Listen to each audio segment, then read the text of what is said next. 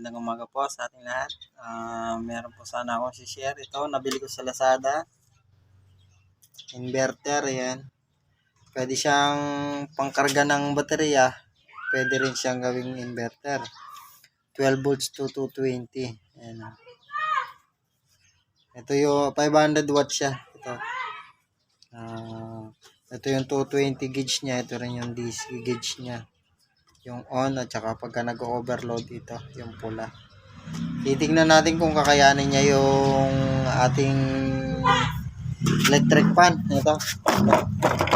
Kung kakayanin niya itong electric fan at saka itong TV. Ayan. Ito. Samsung na 43 inches. Susubukan natin kung siya, kung mapapagana niya ba o hindi. Ayan. Ito, susubukan natin dahil wala akong baterya. Kararating lang nito galing Lazada. Ito, titestingin ko dito sa baterya ng kotse. Dito, ayan. Titingnan natin kung andar ba siya talaga. Kung kaya niyang paganahin yung baterya, yung ating electric fan at saka ang ating TV. Ayan. Try natin boss. Baka sakaling obra siya kung malakas nga ba to o hindi. Ayan. Samahan nyo ako guys, sasaksak ko lang.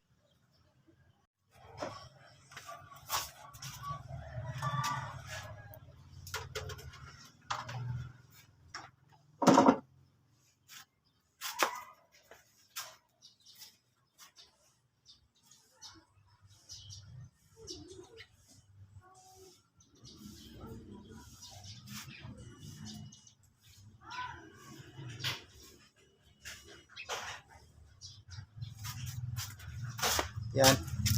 Pumalo na siya. Yan. Meron siyang 220. Ayan. Tapos ayan below 12 volts na siya kasi medyo mahina yung baterya, hindi naman nagagamit kasi yung kotse. Ayan. So, testingin natin yung electric fan lobby. Saksak kung obra siya.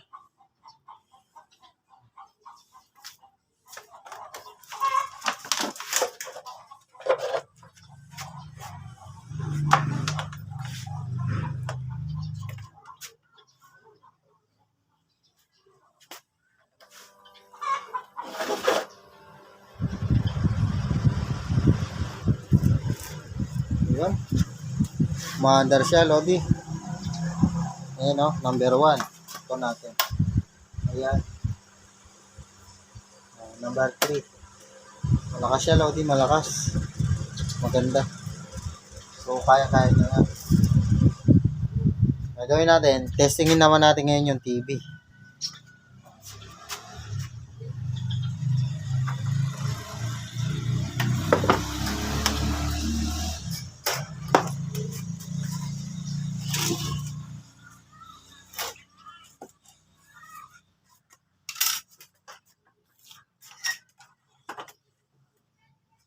Ito. Tatry natin kung andar siya.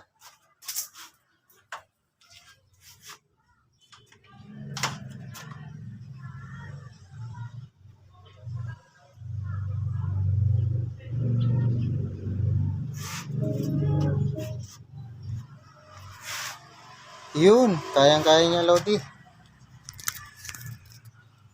Ayan, umaandar naman siya. Ito. Yan